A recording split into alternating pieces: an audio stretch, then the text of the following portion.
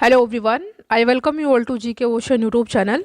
आज हम लोग डिस्कस करेंगे झारखंड राज्य से संबंधित कुछ इंपॉर्टेंट जीके के क्वेश्चन जो कि आपके आने वाले एग्जाम के लिए इंपॉर्टेंट है। इससे पहले झारखंड स्टेट के जीके के क्वेश्चन के वीडियो चैनल पर ऑलरेडी अपलोडेड है। उनकी एक प्लेलिस्ट बनी हुई है, आप चाहे उन वीडियोज़ को देख सकते हैं। उनमें इंपॉर्टेंट और प्रीवियस ईयर में जो क्वेश्चन पूछे गए हैं उनको डिस्कस किया गया है। तो चलिए हम लोग अपना आज का डिस्कशन स्टार्ट करते हैं। वीडियो आपके लिए हेल्पफुल हो तो वीडियो को लाइक एंड शेयर जरूर करिएगा और चैनल पर नए हो तो सब्सक्राइब जरूर करिएगा। तो आज का हमारा पहला क्वेश्चन है, झारखंड राज्य में स्थापित सर्वप्रथम आधुनिक उद्योग कौन सा है। आपके सामने चार ऑप्शन दे रखा है, लौह इस्पात उद्योग, इंजीनियरिंग उद्योग, एल्युमिनियम उद्योग या रसायन एवं उर्वरक उद्योग। तो इस क्वेश्चन का सही आंसर होगा झारखंड राज्य में स्थापित सर्वप्रथम आधुनिक उद्योग है लौह इस्पात उद्योग। तो option number A is the correct answer. Next question है आपके सामने, लौह इस्पात का प्रथम संयंत्र झारखंड में कब और कहां स्थापित किया गया था। इंपॉर्टेंट क्वेश्चन है जो कि कई बार एग्जाम में पूछा गया है। क्वेश्चन फिर से पढ़ लेते हैं, लौह इस्पात का प्रथम संयंत्र झारखंड में कब और कहां स्थापित किया गया था।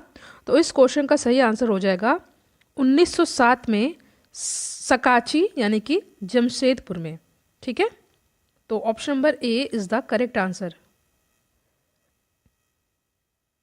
Next question is, Tata iron and steel company यानी कि टिस्को झारखंड के किस जिले में स्थित है। बहुत ही इजी क्वेश्चन है, चार ऑप्शन आपके सामने दे रखा है, सरायकेला खरसावा, पूर्वी सिंहभूम, पश्चिमी सिंहभूम या गुमला। तो टिस्को जो है झारखंड के किस जिले में है, तो ये है पूर्वी सिंहभूम में। तो option number B is the correct answer. Next question है आपके सामने, टिस्को कंपनी किस नदी के संगम पर स्थित है।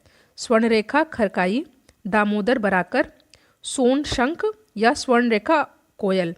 तो टिस्को कंपनी किस नदी के संगम पर स्थित है, तो ये हो जाएगा Swarnarekha Kharkai. Option number A is the correct answer.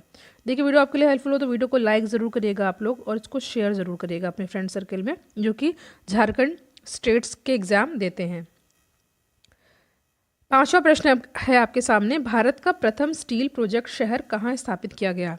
Bharat का प्रथम स्टील प्रोजेक्ट शहर कहाँ स्थापित किया गया, कोलकाता में, जमशेदपुर में, भिलाई या बोकारो में। तो इस क्वेश्चन का सही आंसर हो जाएगा ऑप्शन नंबर बी, जमशेदपुर में। ठीक है, option number B is the correct answer, Jamshedpur. Bharat का प्रथम स्टील प्रोजेक्ट शहर जो है जमशेदपुर में स्थापित किया गया।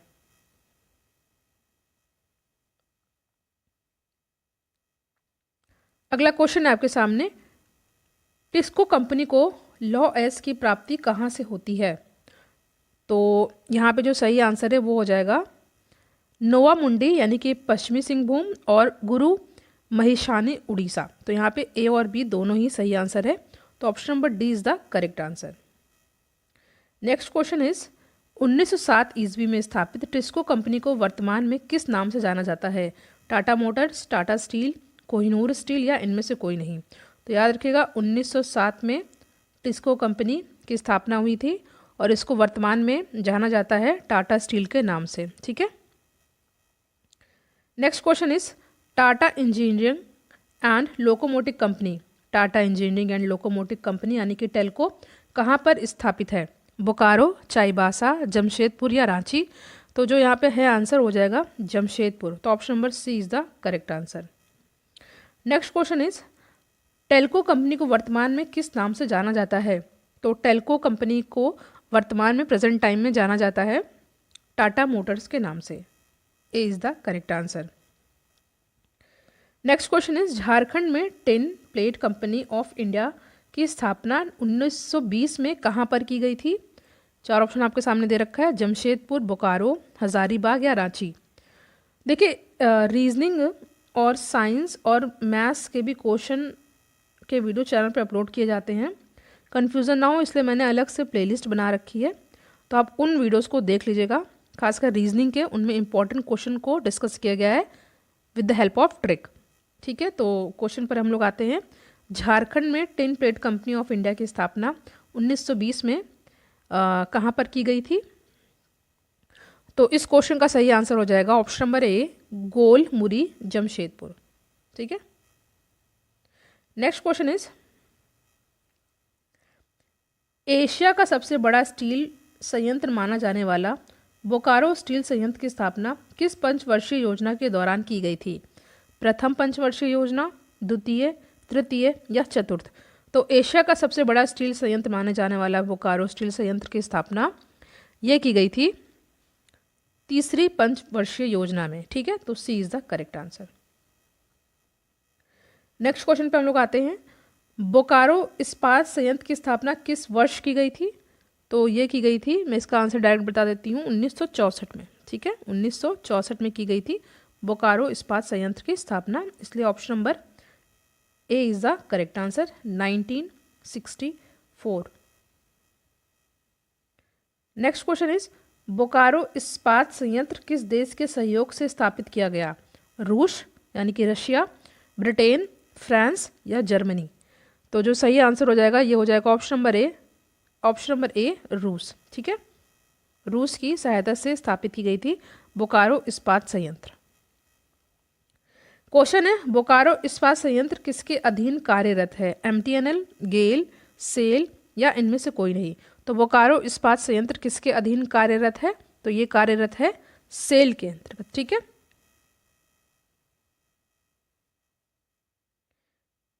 15वां क्वेश्चन है आज का, झारखंड के मूरी में एल्युमिनियम प्रसिद्ध कारखाना है, इसकी स्थापना Indian aluminium company limited Indal द्वारा किस वर्ष की गई थी? इस क्वेश्चन में ही आपको बहुत सारे फैक्ट याद कर लेने हैं, जैसे कि झारखंड के मूरी में है, एल्युमिनियम प्रसिद्ध कारखाना है और इसकी स्थापना इंडियन एल्युमिनियम कंपनी लिमिटेड यानी इंडाल द्वारा किस वर्ष की गई थी? तो ये की गई थी 1938 में, 1938 में। तो option number C is the correct answer. Question है, मुरे स्थापित यानी कि मुरे स्थित एल्युमिनियम कारखाना को बॉक्साइट की प्राप्ति कहाँ से होती है?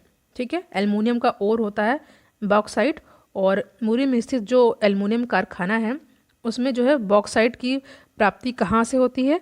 तो ये होती है लोहरदगा से। ठीक है, तो option number B is the correct answer. Next question है आपका, ये तो भी हमने डिस्कस कर दिया, Lohardaga.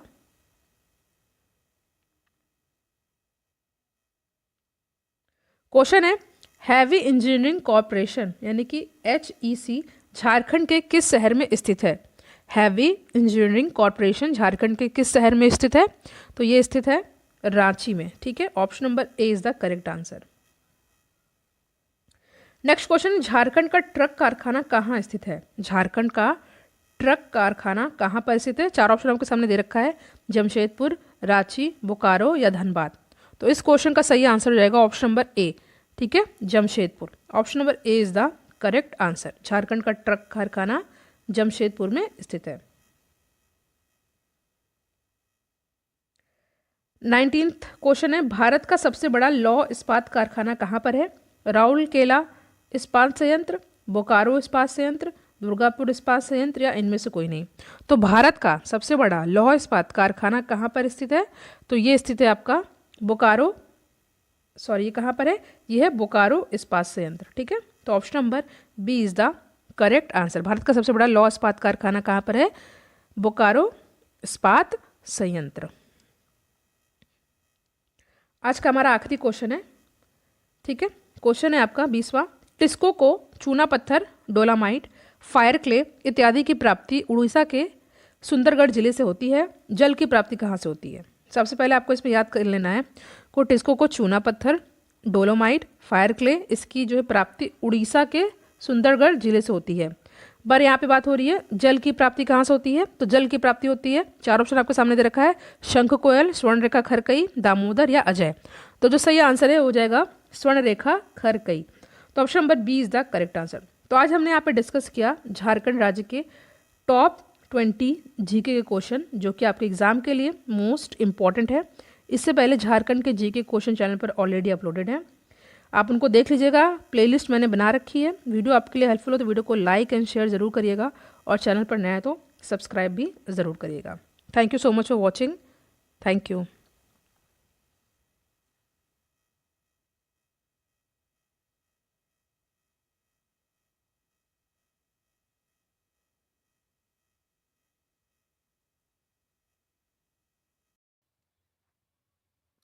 Hello everyone.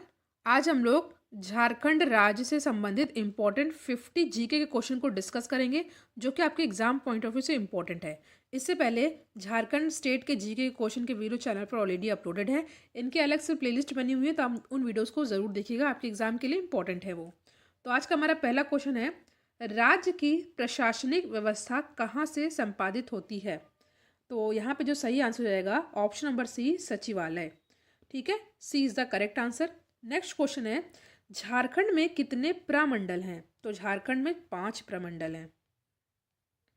Next question is, Kolhan प्रमंडल का मुख्यालय कहाँ स्थित है? यहाँ पे आपके सामने 4 ऑप्शन दे रखा है, तो जो सही आंसर हो जाएगा वो हो जाएगा ऑप्शन नंबर बी, चाईबासा। ठीक है। नेक्स्ट क्वेश्चन है, झारखंड में पंचायतों की संख्या कितनी है? ठीक है, झारखंड में पंचायतों की संख्या है 4423, यानी कि 4423, 4423। अगला प्रश्न आपके सामने, झारखंड में कितने अनुमंडल हैं? तो झारखंड में 37 अनुमंडल हैं। नेक्स्ट क्वेश्चन है, झारखंड में पंचायत समिति की संख्या कितनी है? तो ये है आपकी 260। नेक्स्ट है, राज्य के मुख्यमंत्री की नियुक्ति कौन करता है? आपके सामने 4 ऑप्शन है, प्रधानमंत्री, राष्ट्रपति, राज्यपाल या मुख्य न्यायाधीश। तो इस क्वेश्चन का सही आंसर हो जाएगा, राज्य के मुख्यमंत्री की अपॉइंटमेंट कौन करते हैं? तो ये करते हैं राज्यपाल, गवर्नर। देखिए यहाँ राष्ट्रपति दे रखा है, तो देखिए कुछ आपको फैक्ट यहाँ से याद कर लेने हैं। फैक्ट ये है कि देखिए राष्ट्रपति बनने की जो मिनिमम एज रिक्वायरमेंट होती है वो होती है 35, और राष्ट्रपति के बारे में कॉन्स्टिट्यूशन में आर्टिकल 52 के अंतर्गत बताया गया है, और 61 में राष्ट्रपति के इम्पीचमेंट के बारे में बताया गया, यानी कि महाभियोग के बारे में बताया गया है। ठीक है, तो यहाँ फिलहाल जो आंसर हो जाएगा सही हो जाएगा ऑप्शन नंबर सी। नेक्स्ट है, झारखंड पंचायत राज अधिनियम कब से लागू है? ठीक है, तो पंचायत, देखिए आपको पता है कि भारत के संविधान में पंचायत की किस पार्ट में बताया गया है? पार्ट 9 में बताया गया है। ठीक है, और पार्ट 9 के फर्स्ट पार्ट में किसके बारे में बताया गया है? ठीक है, तो ये बताया गया है आपका जो है म्यूनसिपालिटी के बारे में। तो झारखंड में पंचायत राज के अधिनियम कब से लागू है? तो ये लागू है 10 मई 2001 से। ठीक है, पार्ट 9 याद रखिएगा, ये आपका पंचायत से संबंधित है।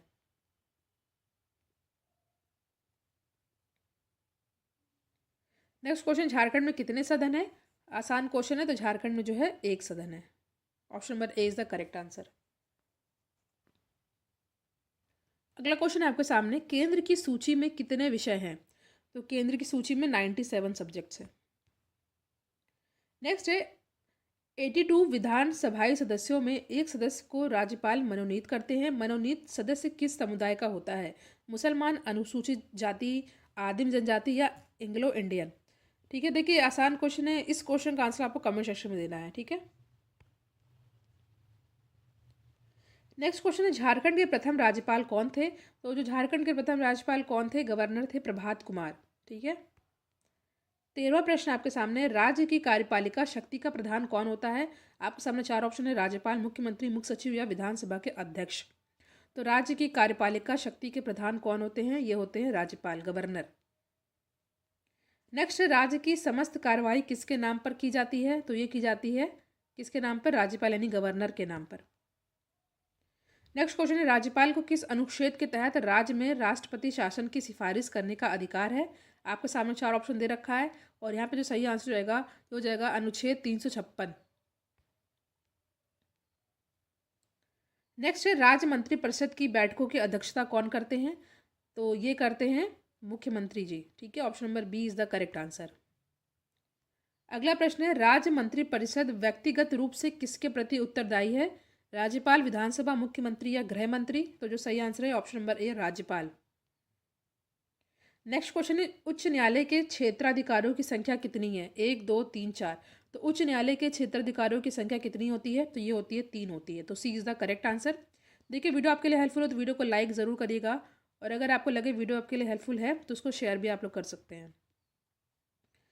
अधीनस्थ न्यायालय को कितने भागों में बांटा गया है? तो अधीनस्थ न्यायालय को 2 भागों में बांटा गया है। नेक्स्ट, झारखंड लोक सेवा आयोग का गठन संविधान के किस अनुच्छेद के अंतर्गत किया गया? तो ये किया गया है संविधान के 315 आर्टिकल के अंतर्गत। नेक्स्ट, झारखंड के किस जिले को जनसंख्या घनत्व सर्वाधिक है? बोकारो, रांची, पूर्वी सिंहभूम या धनबाद। जो सही आंसर है ये है धनबाद। ठीक है, D is the correct answer. Next question है, पारसनाथ की पहाड़ी किस जिले में स्थित है? कोडरमा, दुमका, गिरिडीह या गुमला? इंपॉर्टेंट क्वेश्चन है।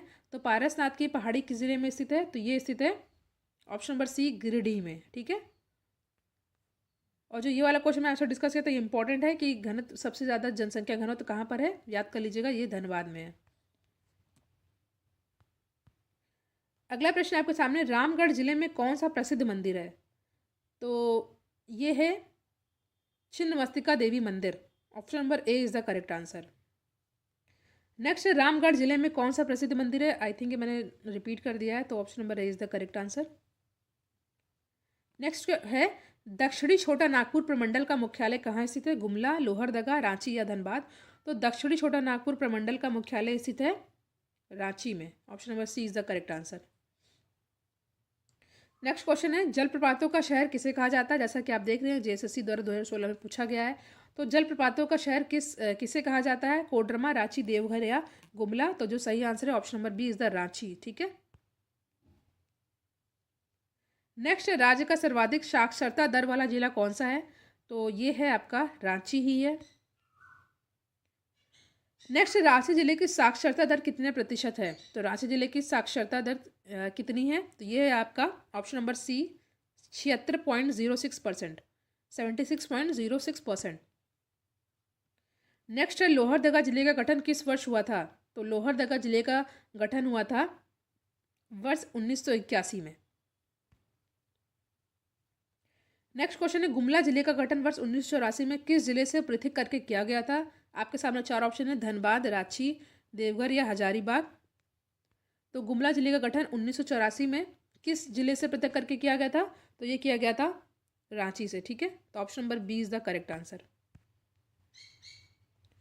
गुमला जिले का जन घनत्व कितना है? तो गुमला जिले का जन घनत्व कितना है? ये है 191। नेक्स्ट क्वेश्चन है, चतरा जिले का गठन किस जिले से अलग करके किया गया था? रांची, गुमला, हजारीबाग या धनबाद?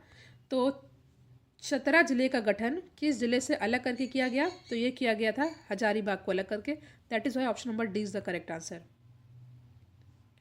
नेक्स्ट क्वेश्चन है, निम्नलिखित में से कौन सा जिला अधिकांशतः वन क्षेत्र से आवृत है? ठीक है, पूछा गया प्रश्न जैसा कि आप यहाँ पे देख रहे हैं।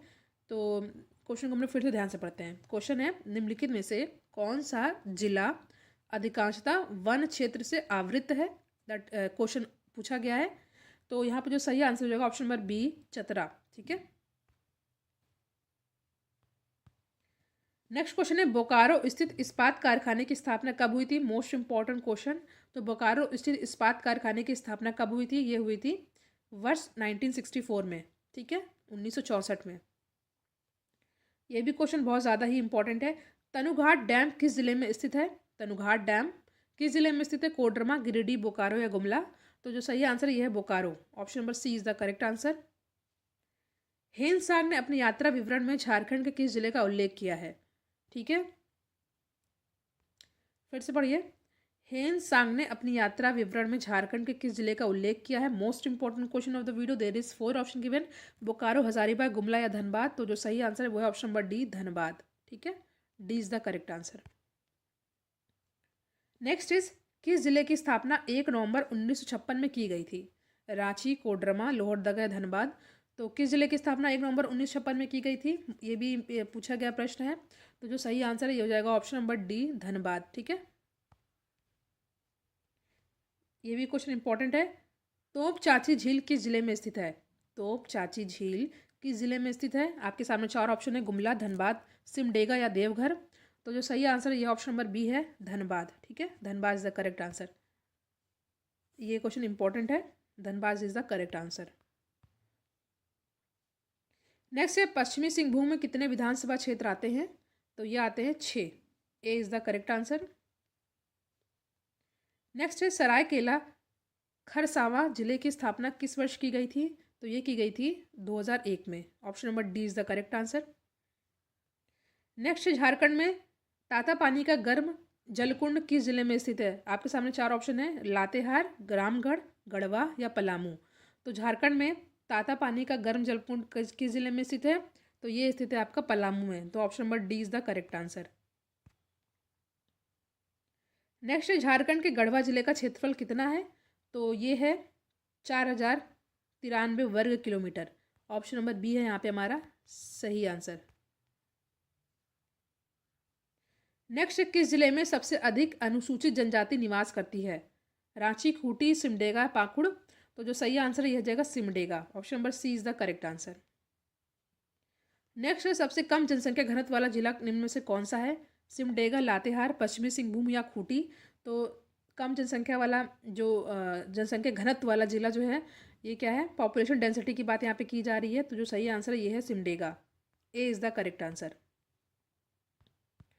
अगला प्रश्न आपके सामने है, खूंटी जिले का गठन किस वर्ष किया गया था?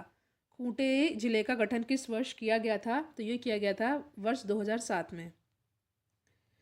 नेक्स्ट, झारखंड की राजधानी कौन सी है? ठीक है, देखिए थोड़ा इस क्वेश्चन को हम लोग नहीं डिस्कस करेंगे, यहाँ पे गलत है ये। ठीक है, नेक्स्ट क्वेश्चन है, जामताड़ा जिले से कौन सी नदी होकर गुजरती है? ठीक है, ठीक है, तो जामताड़ा जिले से कौन सी नदी होकर गुजरती है? तो इस क्वेश्चन का सही आंसर होगा ऑप्शन नंबर ए, मयूराक्षी। ये भी बहुत ही इंपॉर्टेंट क्वेश्चन है, कई बार एग्जाम में पूछा गया है। ठीक है, जामताड़ा जिले से कौन सी नदी होकर गुजरती है? तो ये हो जाएगा मयूराक्षी। वैसे फिलहाल आप लोग झारखंड की राजधानी बताइएगा, बहुत ही इजी क्वेश्चन है जैसा कि आपको पता है। 47 है, गोड्डा जिले में कौन सी जनजाति निवास करती है? Most important question of the video. There is 4 option given, Santhal, Ho, Pahariya, Oraon. तो गोड्डा जिले में कौन सी जनजाति निवास करती है? तो ये निवास करती है Pahadia. C is the correct answer. Next question, Jharkhand का प्रसिद्ध वैद्यनाथ धाम मंदिर किस जिले में स्थित है? आपके सामने 4 ऑप्शन है, गुमला, दुमका, देवघर या चतरा।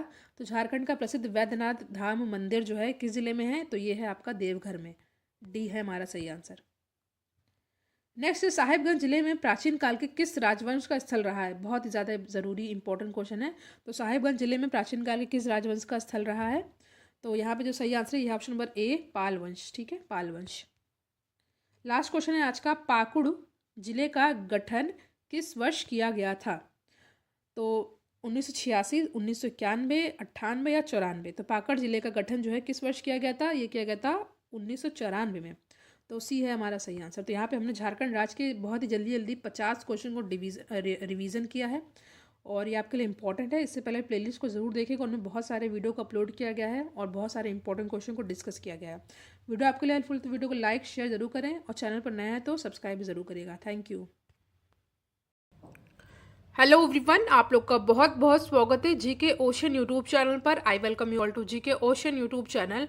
और आज के इस पर्टिकुलर वीडियो सेशन में हम लोग रीजनिंग की सीरीज़ को आगे बढ़ाते हुए रीजनिंग के कुछ बहुत ही इंपॉर्टेंट क्वेश्चन को डिस्कस करने वाले हैं, जो कि आपके आने वाले एग्जाम के लिए मोस्ट इंपॉर्टेंट है। इससे पहले रीजनिंग के और भी वीडियोस चैनल पर ऑलरेडी अपलोडेड हैं। कुछ बहुत ही इंपॉर्टेंट वीडियोस का लिंक डिस्क्रिप्शन बॉक्स में दिया हुआ है, तो आप उन वीडियोस को ज़रूर देखिएगा। वीडियो आपके लिए हेल्पफुल लगे तो वीडियो को लाइक और इसको शेयर कीजिएगा, और चैनल पर नए हैं तो चैनल को सब्सक्राइब भी ज़रूर करें। तो आज का हमारा पहला क्वेश्चन है। क्वेश्चन कह रहा है, निम्नांकित आकृतियों में से असंगत की पहचान करें। मतलब कि find the odd figure from among the following. मतलब ये 4 जो आकृतियाँ यहाँ पर दी हुई हैं उनमें से एक है जो कि अलग है, उसकी पहचान आपको करनी है। तो इन क्वेश्चन को ऐसे करते हैं। देखिए, सबसे पहले आपको ध्यान से देखना है कि इन डायग्राम में जो आकृति जो यहाँ पे दी हुई है उनमें से कॉमन कौन कौन से हैं। देखिए, अगर हम लोग पहला वाला यहाँ पे ध्यान से देखते हैं तो सर्किल के बाद स्टार आ रहा है, स्टार के बाद आ रहा है स्क्वायर, यानी कि क्लॉकवाइज डायरेक्शन में सारी आकृतियाँ हैं। उसके बाद हम लोग देखते हैं यहाँ पे भी सर्किल के बाद स्टार आ रहा है, स्टार के बाद आ रहा है स्क्वायर, मतलब कि आकृतियाँ बढ़ रही हैं क्लॉकवाइज के अकॉर्डिंग। अभी देखिए, क्लॉकवाइज मतलब ऐसे। उसके बाद जैसे कि देखिए, फिर से आप समझिए, यहाँ पे सर्किल के बाद क्या है? स्टार। ठीक है, स्टार के बाद क्या है? स्क्वायर। उसी प्रकार यहाँ पे देखिए, सर्किल के बाद क्या है? स्टार, स्टार के बाद क्या है? स्क्वायर। यहाँ पे भी देखिए, सर्किल के बाद क्या है? स्टार, स्टार के बाद क्या है? स्क्वायर। मतलब कि क्लॉकवाइज डायरेक्शन में सारी चीज़ चल रही है। बट यहाँ पे देखिए, सर्किल के बाद यहाँ पे स्टार नहीं आकर के क्या आ जा रहा है? यहाँ पे स्क्वायर है। देखिए, अगर हम यहाँ पे देखेंगे तो ये वाला हमारा जो है एंटी क्लॉकवाइज डायरेक्शन में आ रहा है, यानी कि सर्किल के बाद ये इधर साइड है। ठीक है, स्टार, स्टार के बाद स्क्वायर, एंटी क्लॉकवाइज डायरेक्शन में। और बाकी सारे जो यहाँ पे जो चेंजेस आ रहे हैं वो क्लॉकवाइज डायरेक्शन में चेंजेस आ रहे हैं। तो हमारा इनमें से अलग कौन सा है? अलग हो जाएगा ऑप्शन नंबर डी। ध्यान से देखिएगा, अगर आपको समझ में नहीं आए तो ये देखिए, स्टार के बाद सर्किल के बाद स्टार, ऐसे जा रहा है, फिर स्टार के बाद स्क्वायर ऐसे आ रहा है, यहाँ पे भी स्टार के बाद स्क्वायर ऐसे जा रहा है, फिर स्क्वायर के बाद सर्किल ऐसे, मतलब क्लॉकवाइज जिस तरह घड़ी की सुइयां चलती हैं उस डायरेक्शन में। अगर यहाँ पर देखिए उल्टा जा रहा है, ठीक है, इसलिए हमारा डी वाला जो है अलग है और बाकी तीनों सेम है। तो यहाँ पे ऑप्शन नंबर डी हो जाएगा हमारा सही आंसर। आई होप ये क्वेश्चन आपको बहुत ही अच्छे समझ में आ गया हो और ये क्वेश्चन एग्जाम में पूछा भी गया है और इस तरह के क्वेश्चन आगे पूछे जाएंगे। तो चलिए हम लोग अपने नेक्स्ट क्वेश्चन पर आते हैं। नेक्स्ट क्वेश्चन है सेम उसी तरह का ही है, ये शब्दों में दिया गया है, ठीक है, वहाँ पे आकृतियाँ दी गई थी, यहाँ पे शब्द दिए हुए हैं। क्या है, कौन सा शब्द अन्य शब्दों से भिन्न है, which word does not belong with the others, ठीक है। यहाँ पे दिया हुआ ग्राफ, बार ग्राफ, हिस्टोग्राफ या मोनोग्राफ, ठीक है, हिस्टोग्राम। यहाँ पे आपको बताना कौन सा अलग है। तो देखिए अगर हम लोग इस शब्दों को पढ़ते हैं तो हमें क्या पता चलता है कि देखिए बार ग्राफ, ग्राफ और हिस्टोग्राम, बार ग्राफ, ग्राफ और हिस्टोग्राम ये जो है सांख्यिकी से संबंधित शब्दावलियां हैं, ठीक है। जबकि जो ये मोनोग्राफ जो दिया हुआ है, मोनोग्राफ जो है किसी निश्चित सब्जेक्ट यानी निश्चित विषय पर लेखन कार्य करना होता है, ठीक है। तो इसलिए हमारा जो ये मोनोग्राफ है ये अलग है। फिर से बता देती हूँ, देखिए जो यहाँ पे ग्राफ, बार ग्राफ और जो हिस्टोग्राम है ये जो है सांख्यिकी से संबंधित शब्दावलियां हैं, जबकि जो मोनोग्राफ है ये क्या है, एक जो है निश्चित विषय पर लेखन कार्य करना होता है। तो यहाँ पे जो डी वाला है ये भिन्न है, तो ऑप्शन नंबर डी हो जाएगा हमारा सही आंसर। अगले क्वेश्चन पे हम लोग आते हैं। अगला क्वेश्चन क्या है, कह रहा है कि अनुपस्थित संख्या निर्धारित करें, डिटरमाइन द मिसिंग नंबर। आपको यहाँ पे दे रखा है 3, 4, 6, 9, 13, यहाँ पे मिसिंग नंबर है, वही आपको पता करना है। आपके सामने यहाँ पे 4 ऑप्शन यहाँ पे दे रखा है। कैसे पता करेंगे, सबसे पहले हम लोग देखेंगे कि यहाँ पे क्या पैटर्न फॉलो हो रहा है, ठीक है, उसी के अकॉर्डिंग हमारे यहाँ पे जो आंसर पता चलेगा। तो देखते हैं, 3 के बाद आ रहा है हमारा यहाँ पे 4, 4 के बाद आ रहा है 6, 6 के बाद आ रहा है 9, 9 के बाद आ रहा है 13, 13 के बाद यहाँ पे है क्वेश्चन मार्क एंड देन 24, ठीक है। ध्यान से अगर देखा जाए, देखिए अगर 3 में हम लोग +1 करते हैं तो हमारा आ जाता है 4, 4 में हम लोग +2 करते हैं तो हमारा आ जाता है 6, 6 में +3 करते हैं तो हमारा क्या आ जाता है 9, 9 में +4 करते हैं तो हमारा आता है 13। तो यहाँ पे आपने देखा क्या पैटर्न चल रहा है, एक एक की वृद्धि के साथ हमको प्लस कर देना है, यानी कि 3 में 1 प्लस करेंगे, 4 में 2 प्लस करेंगे, 6 में 3 प्लस करेंगे, 9 में 4 प्लस करेंगे तो 13 आएगा। अब 13 में हम लोग क्या प्लस करेंगे, 13 में हम लोग 5 प्लस करेंगे तो क्या आ जाएगा 18, ठीक है। तो यहाँ पे आ जाएगा 18, यानी कि 13 में हमने क्या प्लस किया है, 13 में हमने +5 किया है यानी 18। अब 18 में हम लोग +6 करेंगे तो चेक करेंगे 24 आ रहा है कि नहीं। जी हाँ, 18 में +6 करने पे 24 आ रहा है। तो इस प्रकार हमारा आंसर क्या हो जाएगा 18, ठीक है, जो कि हमारा ऑप्शन नंबर डी में दिख रहा है। कैसे किया है, बहुत सिंपल है, बस एक एक प्लस कर देना है। पहले 1 प्लस करेंगे, फिर 2 प्लस करेंगे, फिर यहाँ पे 3 प्लस करेंगे, यहाँ पे 4 प्लस करेंगे, फिर जो आएगा उसमें हम लोग प्लस करेंगे 5, यानी 13 + 5 = 18, ठीक है। तो यहाँ पे हमारा ऑप्शन नंबर डी हो जाएगा सही आंसर। आई होप ये क्वेश्चन भी आपको अच्छे समझ में आ गया हो। नेक्स्ट क्वेश्चन पे हम लोग आते हैं। क्वेश्चन समझ में आ जाए तो आप लोग लाइक ज़रूर करिएगा और वीडियो आपके लिए हेल्पफुल लगे तो इसको ज़्यादा से ज़्यादा अपने फ्रेंड सर्कल में शेयर भी ज़रूर करें। नेक्स्ट क्वेश्चन है, लेटर का मतलब है NGVVGT, इसी प्रकार ज़ीरो का मतलब क्या होगा। Letter is to NGVVGT as 0 is to dash, there is 4 option given. आपको बताना है कि यहाँ पे क्या आएगा, ठीक है। तो कैसे सॉल्व करेंगे, सबसे पहले हम लोग देखते हैं कि यहाँ पे क्या कैसे किया गया है। यहाँ पे लिखा गया है LETTER,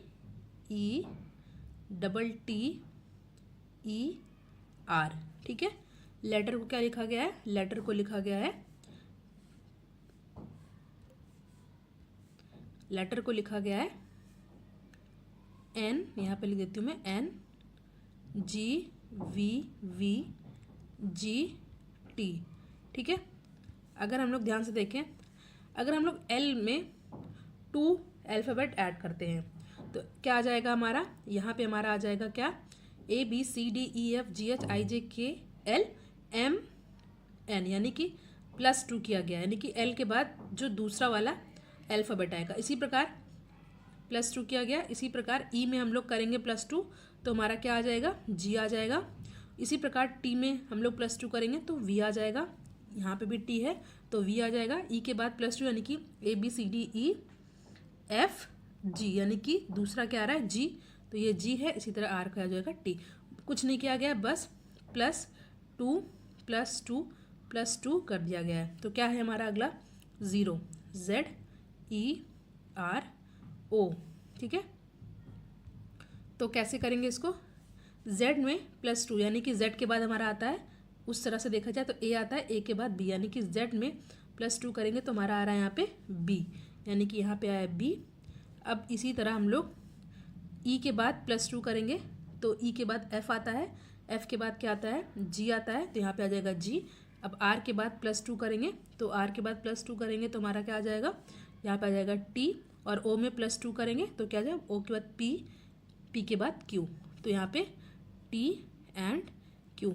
तो BGTQ, BGTQ ये किस में दिख रहा है, ये ऑप्शन नंबर सी में दिख रहा है। तो यहाँ पे ऑप्शन नंबर सी हो जाएगा हमारा करेक्ट आंसर। आई होप ये क्वेश्चन भी आपको बहुत अच्छे से समझ में आ गया हो। तो हम लोग नेक्स्ट क्वेश्चन पर आते हैं। अब नेक्स्ट क्वेश्चन है आपके सामने, निम्नलिखित अनुक्रम में 7वीं संख्या कौन सी होगी। 3 के बाद है 6, 6 के बाद है 12, 12 के बाद है 24। यहाँ पे आपको बताना है कि क्या होगा। बहुत ही सिंपल क्वेश्चन है, बहुत ही ज़्यादा सिंपल क्वेश्चन है ये। सबसे पहले हम लोग देखते हैं कि ये पैटर्न यहाँ पे क्या फॉलो हो रहा है, ठीक है। तो पैटर्न हमारा क्या फॉलो हो रहा है, 3 के बाद हो रहा है 6, 6 के बाद हो रहा है 12, 12 के बाद 24, यानी कि 3 × 2 करेंगे तो हमारा 6 आ रहा है, ठीक है, यहाँ पे। उसके बाद 6 × 2 करेंगे तो 12 आ रहा है, ठीक है। उसके बाद 12 × 2 करेंगे तो 24 आ रहा है, यानी कि पैटर्न क्या फॉलो हो रहा है, पैटर्न यहाँ पे हो रहा है कि सभी में 2 2 से मल्टीप्लाई कर देना है, ठीक है। तो 3 × 2 6, 6 × 2 12, 12 × 2 24, 24 × 2, 24 × 2 करेंगे क्या आएगा हमारा, 24 × 2 करेंगे तो 48 आएगा। बट यहाँ पे क्वेश्चन हमारा सॉल्व नहीं होता है। हमें क्या पता करना है, हमें पता करना है कि 7वां नंबर, ठीक है, यहाँ पे 7वां नंबर। तो पहला हो गया ये, दूसरा, तीसरा, चौथा, 5वां 48 है, ठीक है। 48 में 2 से मल्टीप्लाई करेंगे तो क्या आएगा 96, ठीक है। तो ये है हमारा छठा, 96 से छठा, हमें 7वां पता करना है। तो 96 में 2 से मल्टीप्लाई करेंगे तो क्या आएगा, 96 में, एक सेकेंड, 96 में 2 से मल्टीप्लाई करेंगे तो हमारा क्या आ जाएगा, हमारा आ जाएगा यहाँ पे 192, ठीक है। तो 192 आ जाएगा, जो कि ऑप्शन नंबर सी में दिख रहा है। तो यहाँ पे ऑप्शन नंबर सी हो जाएगा हमारा सही आंसर। कुछ नहीं करना है, बस 2 2 से मल्टीप्लाई करना है, बट यहाँ पे ख़त्म नहीं हो जाएगा, 7वां वाला आपको निकालना है। ये पहला, ये दूसरा, तीसरा, चौथा, 5वां है हमारा 48, छठा है हमारा 96, 7वां है हमारा 192, और यही है हमारा आंसर 192, जो कि ऑप्शन नंबर सी में दिख रहा है। तो यहाँ पे आ जाएगा 192। नेक्स्ट क्वेश्चन पे हम लोग आते हैं। क्वेश्चन है, यदि टाइम को 20, 91, 35 लिखा गया है तो क्लॉक को क्या लिखा जाएगा। If time will be this then clock will be what. आपके सामने यहाँ पे 4 ऑप्शन दे रखा है, आपको इसका आंसर बताना है। देखिए, ये क्वेश्चन कोडिंग डिकोडिंग का है, ये क्वेश्चन है कोडिंग डिकोडिंग का, और ये क्वेश्चन बहुत ही आसान है, सिंपल। जैसे ए का कोड क्या होता है, बी का कोड क्या होता है, ए का 1 होता है, बी का 2 होता है। इसी तरह आपको पता करना है कि ये क्वेश्चन कैसे सॉल्व किया जाएगा। टी का कोड क्या होता है, अगर हम लोग अल्फ़ाबेट के फॉर्म में देखा जाए तो क्या आता है, टी का होता है 20, ठीक है।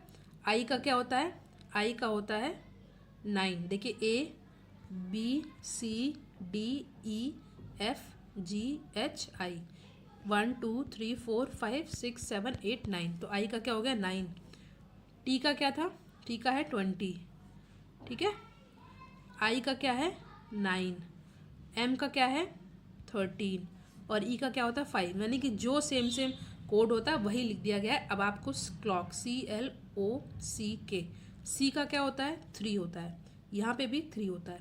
तो इसका आंसर आप लोग कमेंट सेक्शन में दीजिए। बहुत ही आसान क्वेश्चन है, इस क्वेश्चन को आप लोग कमेंट सेक्शन में ज़रूर अटेम्प्ट कीजिएगा।